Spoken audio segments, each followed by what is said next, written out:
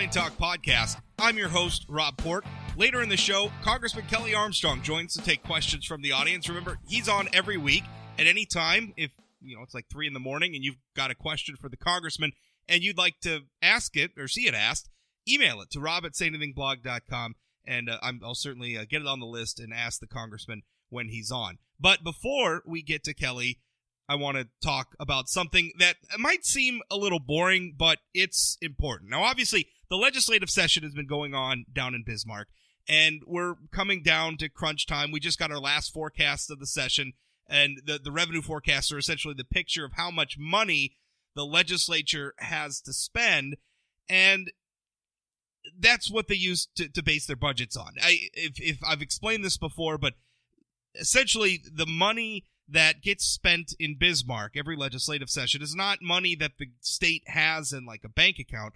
It's money that the state is expected to have. They look ahead and they say, well, we think that we're going to collect this much money from all the different ways, the fees and the taxes and everything else, where we expect that we're going to collect this much money as a state over the next 2 years. Therefore, our budgets are going to be this. That's how they budget. And so the forecast becomes very important. And because the forecast is so important, I think a lot of times it gets manipulated for political purposes. And in fact, I think that's going on down in Bismarck right now. And historically, we know it's been happening. If we turn the clock back to the oil boom days, remember those days when the Bakken oil boom was pushing a tidal wave of revenue into state coffers? By the way, the Bakken oil production is still pushing a tidal wave of revenue into state coffers. The oil industry paid just in direct taxes, not even counting their impact on sales taxes and income taxes and everything else, just in direct oil extraction and production taxes, that represented 50%, roughly 50% over the last 5 biennia of all of the revenues that the state of North Dakota has collected. So they're still paying a ton of money. But regardless, back during the oil boom days, we had a situation where, the lawmakers would get a forecast and they would spend based on that forecast. And trust me, they spent aggressively. I think for a while there, we were seeing, an average of like 25% increases biennia over biennia in the general fund budget. I mean, can you imagine spending 25% more in your household budget one year to the next? Yeah, it's a lot. It's big increases. And they were doing those increases one biennia after another. But even as they were doing that, we were getting revenue forecasts that were severely underestimating the amount of revenue that was coming into the state. And I remember at the time I would talk to lawmakers about it, and they would tell me that they liked that the forecasts were so inaccurate, because by the revenue forecast showing less revenue coming into the state, it was actually, their argument was it restrained spending, right? Because if the forecast didn't show the money, then they couldn't spend the money, right? You can't spend money that's theoretically not there. If it's not in the forecast, then they're not going to spend it. So that was their argument, is, well, it curtailed spending. My response to that being, I would hope that fiscal discipline wouldn't rely on the forecast. I hope that fiscal discipline would rely on a thoughtful analysis of what our state's needs actually are, and will spend in accordance with those needs as balanced by the revenue picture, not, hey, we have more money, let's spend it. Remember, we're talking about Republicans. These are supposed to be the fiscally conservative people. Yeah, it's a depressing situation. But then flash forward a few years, the oil boom ends, the bottom falls out of the oil prices, and oh, by the way, the bottom fell out of agriculture commodity prices as well. It's a double whammy, hits our state hard. We all remember it. We came through some pretty tough budget cycles, a lot of spending cuts. And part of the problem during that time is, again, our revenue forecasts were inaccurate. Couldn't find the bottom. Every time a revenue forecast came in, we thought that it would be, sufficiently, sufficiently negative, right? Maybe that's the wrong word for it. But, we would hope that the revenue forecast, would find rock bottom, would find how low revenues were going to fall. And the problem is they kept falling further. And so the problem with the inaccurate forecasts during the oil boom, right, when everybody was happy to let the forecast be inaccurate for political reasons because we thought it constrained spending, it came back and it bit us after the oil boom, because now all of a sudden the forecasts, which are supposed to be telling us how low revenues are going to go and just how much budgets need to be cut, they weren't accurate either. Now, for political reasons, we allowed that inaccuracy to exist. And thankfully, we seem to have it fixed now. It seems like our forecasters are doing a better job of looking at the state's economy, and I think in particular quantifying the oil boom's impact on other tax revenue streams, right? That was a big thing, is it didn't seem like the forecasters were recognizing that the oil industry doesn't just drive a lot of money in direct oil tax revenues, but also all those oil workers out, all that commerce that's taking place out in the oil patch, hey, that drives a lot of sales tax revenue as well. They didn't seem cognizant of that. So it seems like we've got some of that stuff fixed, and now we're doing 2 revenue forecasts. The legislature does one, and the executive branch does one. And as far as I'm concerned, hey, that's not such a bad thing. But here's where the politics come back in. We have something called the Legacy Fund in North Dakota. If you're not aware of what this is, it's essentially a fund that was set up. The legislature put a constitutional amendment on the statewide ballot, and then the voters approved it, and it created the Legacy Fund, which gets a percentage of oil tax revenues flowing into it. Now, the Legacy Fund has billions of dollars in it these days, and those billions of dollars earn a significant amount of revenue, right? The fund generates its own revenue. In fact, hundreds of millions of dollars per biennia. Now, the Legacy Fund has become sort of, in effect, its own source of revenue. Now, heading into this legislative session, Governor Doug Burgum in his executive budget proposed spending some of the earnings from the Legacy Fund. And some of the ways he wanted to spend it, the Theodore Roosevelt Library is one of the spending proposals that have gotten a lot of attention. He wanted to spend on a network of, sort of to assist. I think it's along the lines of sort of air traffic control, but for the UAV industry that's being developed in Grand Forks. He wanted to spend some Legacy Fund money on that. He also wanted to spend some Legacy Fund money on moving the women's prison out of New England, North Dakota. And the point is not those proposals. Though we can have a debate about those proposals separately, but Governor Burgum proposed spending some of the Legacy Fund. Now, not everybody in the legislature liked that.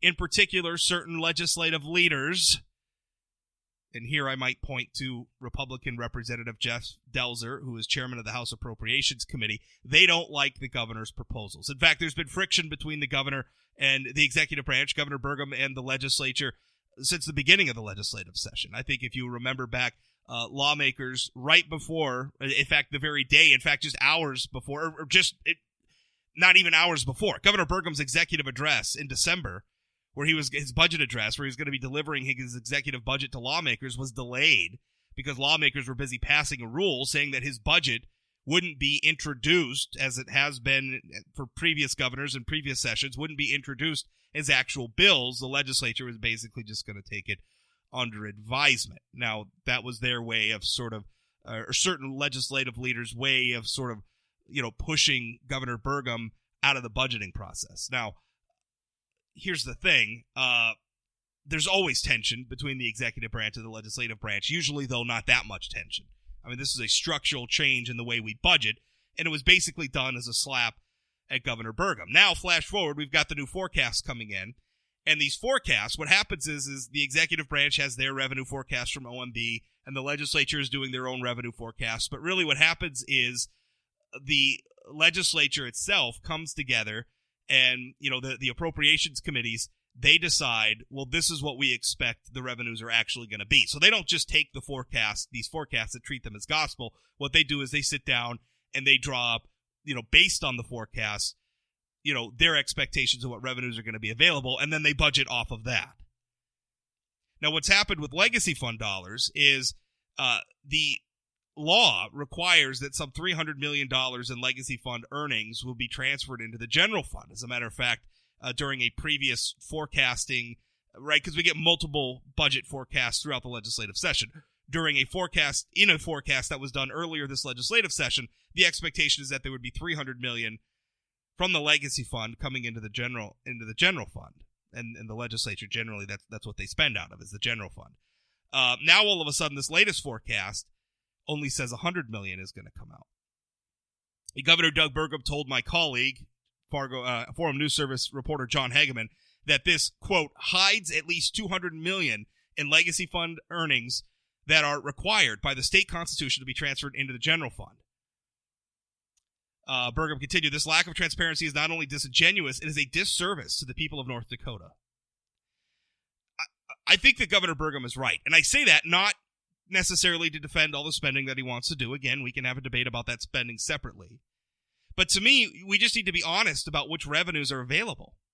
And I don't like this road we're going down where we're playing political tricks with how much revenue we think we're going to come in. Again, we did it during the heights of the oil boom when we all pretended, we were all, sort of, not we all, certain lawmakers were sort of applauding the fact that the revenue forecasts were inaccurate because it was limiting the amount of money that was available to spend. And now suddenly we're here forward and we're just going to pretend like an additional $200 million in revenue coming from the legacy fund doesn't exist available for budgeting purposes. Now, whether you want to spend that money or not, and I'm willing to hear all sorts of arguments about whether we should spend it, whether we shouldn't spend it, if we're going to spend it, how we're going to spend it. I'm more than happy to have that debate, but the money exists. If we don't want to spend it, fine, let's make that argument. But don't pretend like it doesn't exist. Don't adopt a forecast that pretends as though it doesn't exist, that's manipulated for political reasons. I mean, that's what's going on. We are manipulating, or I shouldn't say, certain lawmakers are manipulating reality, the reality of our revenue situation, in order to achieve a certain political outcome. Now, again, as a conservative, I generally am not in favor of growing government spending, although I do support some of Governor Burgum's ideas for spending that money. I think we should build the Teddy Roosevelt Library. I think we should move the women's prison out of New England. I think we should do the UAV drone program. I think those are all good ideas. And I'm not necessarily against spending money on those. But if we want to use other funds and not legacy fund dollars for those, that's fine. If other people want to oppose those and say that that's spending we don't really need to do right now, okay, fine. We can have that debate.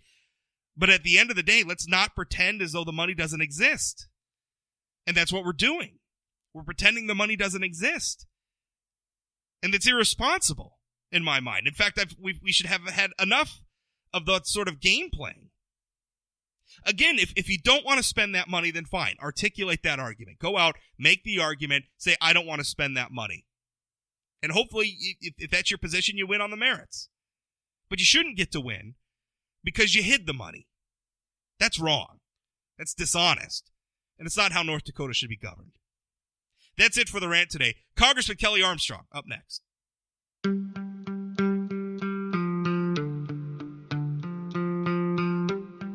This episode of the Plain Talk Podcast is brought to you by Energy of North Dakota. Oil and natural gas from North Dakota strengthens all of America. And through our abundance of talents, innovations, and technologies, energy responsibly produced here translates to worldwide economic stability. With producers and our communities working together, we're securing a sustainable future that generation after generation can build on. It's all happening right now with Energy of North Dakota. Learn more at energyofnorthdakota.com. Congressman Kelly Armstrong joins me now, as he does every week, along with Senator Kevin Cramer, taking your questions. If you want to submit your questions, you can certainly do that anytime. Send them to rob@sayanythingblog.com, or on the day of, I post social media threads on Facebook and Twitter. So if you follow me in those places, you can find the questions there and submit them that way. But the email's there as well. I know everybody may not want to ask their question right out in public, and that's fine. Just email them to rob@sayanythingblog.com. Kelly, how you doing? I'm doing great. I understand you're in the. You told me just before we came online that you were in the middle of a hearing about the census. What's going on with that? Yeah, we're on a 15-minute break during the hearing, so this worked out perfectly. But it's, essentially a hearing. Democrats are essentially trying to basically say that asking about citizenship on the census is racist and we shouldn't be doing it is the short version. The real issue probably, though, is what I hit on in the hearing was we are pending a Supreme Court appeal on this very issue, and that the oral arguments are supposed to be heard in about a month. And the Supreme Court specifically stayed any deposition testimony of Secretary Ross, but yet here we are on an oversight hearing, having him under oath. There's obviously a legitimate role for oversight. I think it should have waited until after the Supreme Court case was over, regardless of the outcome. There's a legitimate reason for oversight, but it seems a lot like an end run around a Supreme Court order. Do you? I don't understand what the big deal is about asking about citizenship. To me, the census is all about collecting data, right? Data that hopefully will be good data that we could turn around and make good public policy decisions on. Shouldn't we want to understand how many? We estimate all the time how many illegals we have in the country. Shouldn't Shouldn't that be something we want to quantify? Yeah, I mean, I absolutely believe that, but I also believe that we want to collect as much accurate data as possible. But I think it goes kind of to the underlying. It's kind of ridiculous about the current immigration system in the United States, and that the fact that we have so many people that are concerned about answering a question should be more cause for concern than the actual data. But yes, we should collect the most accurate data possible, and we should know who's here legally and who's here illegally. I mean, I understand the immigration debate, illegal immigration debate is fraught, and there's a lot of strong opinions about it. But I don't know how anybody is served by keeping those folks in the dark. I mean, we can have a debate over their status, how they got here, whether they should remain here, all of those things. But at the end of the day, we should understand who is here, how many are here, who are these people? That's worth understanding, and it's worth getting good data on. And I don't know that any of us. I mean, the whole problem is that they're in the dark. We should want to bring those people out of the darkness. Hello, are you there? Hello. Yeah, I'm here. Okay, we're having a little bit of connection problems. Anyway, I'm going to move on, and I wanted to ask you as well, Alexandria Ocasio-Cortez, who is something of a media. She gets a lot of attention, and honestly, I think probably more attention than she deserves. But her questioning recently of Wells Fargo CEO Tim Sloan was interesting, particularly for our part of the country, because she hit on the Dakota Access Pipeline, which is, a project. It was violently protested here in North Dakota, but it's also of a huge consequence to our state economically, our energy economy in particular. She basically questioned the Wells Fargo CEO, and her comments as it related to the pipeline specifically, one was something along the lines of, shouldn't Wells Fargo be responsible for cleaning up any leaks that come from the pipeline? And the CEO's response was along the lines of, well, it's not our pipeline. If your car crashes, you don't, go after the bank that financed it. And then her other question was, why did you finance the pipeline when it was so environmentally irresponsible? And his response to that was basically, well, we did the analysis. We don't agree with you that it was irresponsible. But I almost sensed a sort of like McCarthyism going on there, right? What the demagogues of another era were asking, are you now or have you ever been a member of the Communist Party? It almost felt like, are you now or have you ever been supportive of the fossil fuel industry? That's what I was hearing at that hearing. I know you responded to it on Twitter. What was your take? First of all, I'll go back. This wasn't, I responded to a C-SPAN clip of her questioning on the record in a hearing. So this wasn't a situation where she sent a tweet out or somebody responded or a news article involving her. This was actual congressional questioning that was on the record. And my take on it is, first, pipelines are far and away the safest way to transport oil. And secondly, it's absolutely ridiculous. That's not how the economy works. Banks make loans. And if every single person who has to walk into a bank to get a loan for any reason has to abide by her version of a social contract, we are doomed as a country. And I don't know how much clearer to say it. Well, I think that's really interesting. I actually just wrote my Sunday print column. You and I are recording this on Thursday. My print column will be out on Sunday. Newspaper deadlines. What are you going to do? But it was basically making the same argument. And I worry that we're moving to a place where banks are going to have to run projects like pipelines or what have you through this sort of ideological gauntlet or a litmus test before whether or not we finance them. When I wrote about Representative Ocasio-Cortez's questioning on the blog earlier this week, and I got some responses from our states, from some people who work in our state government who are saying that, look, we have these things called environmental social governance that are out there where there's this expectations that companies do their business in line with what amounts to a political doctrine. Does that worry you? Yeah, and it's not just, obviously the oil and gas industry, anybody's concerned about the North Dakota economy should absolutely be concerned about this, because I think the real danger isn't that this will ever become policy. The real danger is there's enough political pressure where people will mistakenly start making these decisions on their own. But it's not just in the environmental area. I was on the antitrust hearing where Sprint and T-Mobile are trying to merge simply to be the third largest telecommunication And we've got the CEO from Sprint, who is absolutely a great, intelligent, super smart guy, basically saying that their company can no longer function in the current environment in the way they function now. And you have liberal think tank witnesses on the panel brought in by the Democrats who have never started a company, never signed a paycheck before in their life, never had to do this, basically telling Sprint that no, you have to do it this way, even though you're going to go bankrupt, because this is what our liberal environment or liberal economic view is. So it's not just happening in that industry. The absolute amount of anti-capitalist sentiment in Washington D.C. right now is truly, truly scary. Do you? You're right, and I look at. I'm actually reading a book right now. It's called Midnight in Chernobyl, and you can guess it's a history of the Chernobyl meltdown. And what's interesting is that a lot of the problems was that they were trying to force the reality of the science and the economics and everything around a nuclear power plant. They were trying to force that to fit an ideology. I mean, that was really the problem with the Soviet Union. And I don't mean to get carried away with Red Scare type stuff or whatever, but I mean, we run into problems when you try to make the real world conform to an ideology. And yet I see that's what's going on right now. Yeah, and I think the irony of that book is, quite frankly, if we're going to talk about carbon capture and moving forward in an economic way, the fact that if natural gas and nuclear aren't a part of that conversation, it's quite frankly a fairy tale moving forward. All right, let's move on to some questions from the listeners. First up comes from Jason on Facebook. He asks, what is the point of new laws when Congress ignores the highest law of the land? What actions are you taking to get us back to following the Constitution? And Danny asks the same question. What actions are you taking to get us back to following the Constitution? When is the House going to do an actual budget? So there's a couple of things there. First, I guess the constitutional question. What are you taking to get us back to abiding by the Constitution?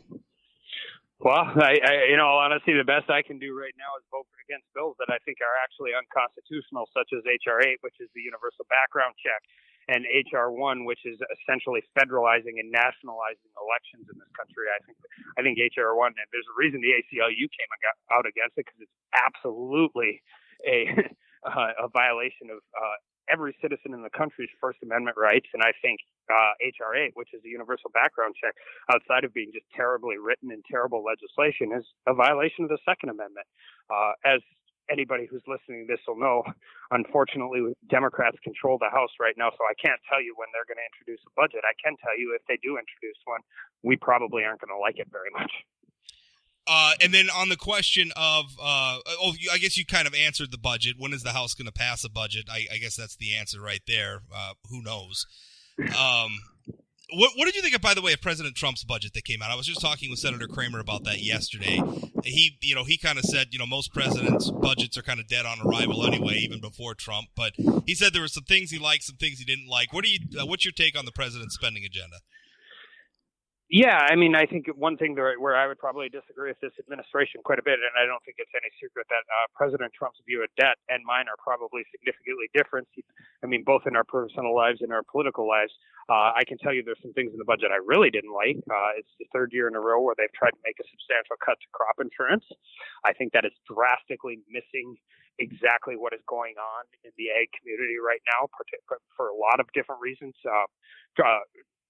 Trade considerations being one of them, and so I'm very critical of that. But I do agree with Senator Kramer in the fact that even under Republican situations, these budgets are usually are loose guidances, and we're seeing some of that in the North Dakota legislature right now as well. But under a Democratic Congress, I cannot imagine that much of that's going to make it through to the final stages. Question via Twitter. Larry asks, Boehner, Ryan, and now McCarthy, when will the Republicans in the House select a leader that will lead and actually change how business is done in the House? Well, I think I obviously wasn't here through the last two, but I've been here under Minority Leader McCarthy, and I mean, he's doing a great job of picking the right issues to attack the Democrats on. We've won 2 motions to recommit already, and I can just tell you from having 2 ranking members, Representative Collins from Georgia and Representative from Jordan from Ohio on oversight and judiciary. There is a cohesive plan and there's a way to battle back against the Democrats. But the reality is in the House of Representatives, it's essentially mob rule. In order to be able to govern, we have to win the majority back. Another question. This actually comes from one of our reporters, Emily Allen at the Grand Forks Herald. She says, in honor of Pi Day, does the congressman still stand by this statement from this summer? And she refers to a tweet where you said Grandma Mert had a classic apple pie recipe that will send you on a one-way trip to Flavortown. So do you stand by that?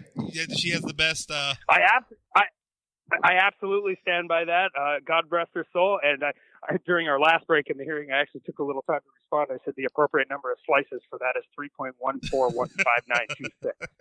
Yeah. So it's a little bit of fun. I always appreciate getting feedback from reporters in North Dakota. It's fun to do that once in a while. Even if it's amazing how many people. Even if it's amazing how many people think. Yeah. It's amazing to me how many people think you can't have a little bit of fun for 30 seconds or you're not doing your job. We have to be able to we have to take all these issues seriously, but it is fun to interact with people at home in North Dakota when you're in D.C., and I have a lot of fun doing it. Absolutely. Kelly, thanks for your time. Thanks, Rob.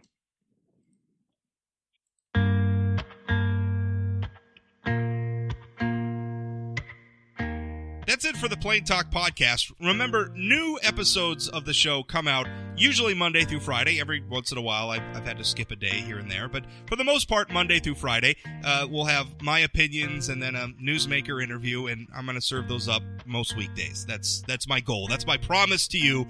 And I'm going to do my best to keep by it. Also, if you have any feedback on the show, if you want to send in questions for our weekly guests, Senator Kevin Cramer, Congressman Kelly Armstrong, if you just want to, I don't know, tell me the show sucks, or if you're having trouble subscribing to the show through one of the platforms, we're available on Stitcher now, through iTunes, through Google's various podcasting services. We should be everywhere, but if you're having trouble, or if you just, anything at all, email rob@sayanythingblog.com. Thanks for listening. We'll talk again.